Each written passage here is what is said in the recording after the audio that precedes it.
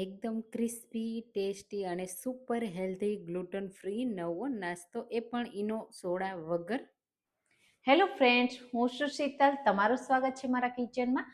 આજે આપણે બનાવીશું તો એકદમ હેલ્ધી અને ટેસ્ટી આ ગ્લુટન ફ્રી નાસ્તો મકાઈનો લોટ અને જુવારના લોટમાંથી તૈયાર કરીશું. નાના બાળકોથી લઈ મોટા બધાને ખૂબ જ ભાવશે. તો ચાલો રેસીપી બનાવી. એના માટે આપણે લેશું પહેલાં દૂધીની મેં છાલ કાઢી લીધી છે અને 150 ગ્રામ જેટલી દૂધી છે. દૂધીને આપણે ખમણીને લેશું. તો શાકભાજી તમને જે પણ પસંદ હોય ને એ આમાં તમે એડ કરી શકો છો. હું માત્ર દૂધી અને મકાઈમાંથી બનાવું છું અને સાથે ખૂબ જ ટેસ્ટી બનશે અને ઝટપટ પણ બની જશે. બાળકોના લંચ બોક્સમાં પણ તમે આપી શકશો, સવારના નાસ્તા માટે કે સાંજ માટે પણ બનાવી શકશો અને એકદમ હેલ્ધી છે. કોઈ પણ જાતના તમારે ઈનો સોડા કે આથાની પણ જરૂર નથી. હવે અહીંયા તમે જુઓ, આ રીતે આપણે દૂધીને ખમણી લીધી. દૂધી જ્યારે યુઝ કરવાનું હોય ને ત્યારે જ ખમણવાની, એટલે ન્યુટ્રિશન એના લોસ ના થઈ જાય અને કાળી ના પડી જાય. બસ આ રીતે બધી દૂધીને ખમણીને રેડી કરી છે. અહીંયા દૂધીનું જે ખમણ છે ને એ તમે કપના માપથી કરો ને તો અડધો કપ જેટલું દૂધીનું ખમણ તૈયાર થયું છે. હવે આપણે આમાં એડ કરીશું મકાઈના દાણા. તો અધકચરા મેં કટ કરીને લીધા છે, કાચા જ લીધા છે, બાફ્યા નથી. હવે એમાં આદુ મરચાંની પેસ્ટ અને સાથે આપણે લેશું લીલા ધાણા. તો તીખાશ તમને જોઈએ ને એ પ્રમાણે આદુ મરચાંની પેસ્ટ એડ કરવાની અને સાથે હળદર પાવડર, લાલ મરચું પાવડર અને ધાણા જીરું પાવડર એડ કરીશું. સાથે એડ કરીશું થોડી હિંગ અને અજમો એડ કરીશું અને સફેદ તલ. તો બહુ સરસ એવો ટેસ્ટ આવશે. અને મીઠું એડ કરી દેશું. ખટાશ માટે લીંબુનો રસ અને દહીં બંને એડ કરવાના છીએ. તો એ પ્રમાણે લીંબુનો રસ એડ કરવાનો. 1 ચમચી જેટલો મેં એડ કર્યો છે. હવે આપણે બે અલગ અલગ લોટ લઈશું. એમાં સૌથી પહેલાં આપણે અડધો કપ જુવારનો લોટ, રેગ્યુલર રોટલા કરીએ તે જ, અને એ જ માપથી અડધો કપ મકાઈનો લોટ માર્કેટમાં તમને આસાનીથી મળી જશે. તો જે પીળી મકાઈનો લોટ આવે ને તે લેવાનો છે, કોર્નફ્લોર નથી લેવાનો. હવે સરસ રીતે મિક્સ કરીશું. જો તમારી પાસે મકાઈનો લોટ નથી તો તમે એની જગ્યાએ બાજરાનો લોટ લઈ શકો, અને બાજરાનો લોટ નથી એડ કરવો તો તમે બેસન એડ કરી શકો છો. હવે આ રીતે હાથથી મિક્સ કરતા જશું. અને અહીંયા જો જરૂર લાગે ને તો જ તમારે દહીં એડ કરવાનું, અને જરૂર ન લાગે તો બસ આ રીતે મિક્સ કરતું જવાનું. ઘણી વખત આ મિક્સર આપણે બનાવીએ ને ત્યારે થોડું નરમ થઈ જાય, ઢીલું થઈ જાય ને તો પાછળથી તમે એક્સ્ટ્રા લોટ પણ એડ કરી શકશો. હવે અહીંયા મને જરૂર લાગે છે ને તો હું દહીં એડ કરું છું 2 ટેબલ સ્પૂન. અને બસ હવે આપણે પાણી એડ કરવાની પણ જરૂર નહીં પડે. આ રીતે દહીં મિક્સ કરશું ને એટલે જે વેજીટેબલ છે ને એમાંથી પાણી છૂટું પડશે અને લોટ બંધાઈને રેડી થઈ જશે. તો તમે આવો જુવાર અને મકાઈના લોટનો નાસ્તો ક્યારેય ટ્રાય કર્યો છે કે નહીં મને કમેન્ટમાં ચોક્કસથી કહેજો. તમે મારી રેસીપી કઈ સિટીમાંથી જુઓ છો ને મને જરૂરથી કહેજો. અને મકાઈના લોટમાંથી પણ ઘણી બધી અવનવી રેસીપીઓ બનતી હોય છે. જો તમારે જોવી હોય તો મને કમેન્ટમાં કહેજો. હું તમારી સાથે મકાઈની રોટલી, રોટલા અને ઘણું બધું શેર કરીશ. તો તમને ખૂબ જ ગમશે, કારણ કે મકાઈ પણ ગ્લુટન ફ્રી હોય છે અને ખાવામાં ખૂબ જ હેલ્ધી હોય છે.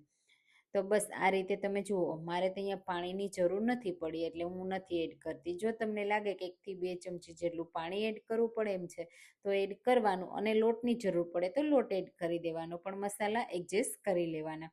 આ રીતે સરસ રીતે આપણે મિક્સ કરતા જશું અને મસળતા જશું એટલે કઠણ એવો લોટ બંધાય અને રેડી થઈ જશે. આ રીતે તમે જુઓ. હવે આ લોટને કોઈ રેસ્ટ દેવાની જરૂર નથી. તરત જ આપણે એને સ્ટીમરની પ્લેટમાં તેલ લગાવી દેશું અને પછી આ રીતે રાખી દેશું.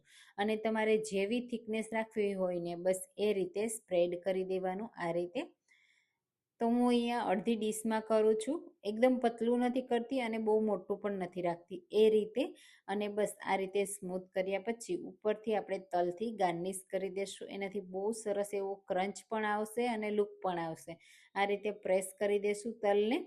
અને હવે આપણે એને સરસ એવું સ્ટીમ કરવાનું છે.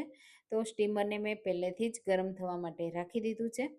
તો હવે આ પ્લેટને આપણે સ્ટીમરની અંદર રાખી અને હાઈ ટુ મીડિયમ ફ્લેમ ઉપર આપણે 10 મિનિટ માટે સ્ટીમ કરી લઈશું. જો થિકનેસ વધારે રાખી હોય તો 15 મિનિટ સુધી પણ સ્ટીમ કરી શકાય. અને હવે ઢાંકી દેશું અને અહીંયા 10 મિનિટ થઈ ગઈ છે. તમે જુઓ સાઈડથી ધુમાડા પણ સરસ એવા નીકળ્યા છે અને કલર પણ ખૂબ સરસ આવ્યો છે. આ રીતે હાથથી ટચ કરીએ તો બિલકુલ હાથમાં ચોટતું નથી અને નાઇફથી તમે જુઓ નાઇફ પણ એકદમ ક્લીન આવી છે. તો હવે નીચે ઉતારી માત્ર 5 મિનિટ આપણે એને ઠંડુ થવા દઈએ. 5 મિનિટમાં આ ઠંડુ થઈ ગયું છે. તમે આ રીતે હાથથી ટચ કરશો ને એટલે તમને આઈડિયા આવી જશે. પછી આપણે એમાં કટ લગાવી દઈશું. જેવા પીસીસ તમને પસંદ હોય ને એ રીતે કટ લગાવવાના. જો તમારે વઘાર કરવો હોય ને તો આ નાસ્તાને તમે વઘાર કરીને પણ સર્વ કરી શકો છો. આમ જ તમે ચા સાથે કે ચટણી સાથે સર્વ કરશો ને તો પણ બહુ ટેસ્ટી એવો લાગશે.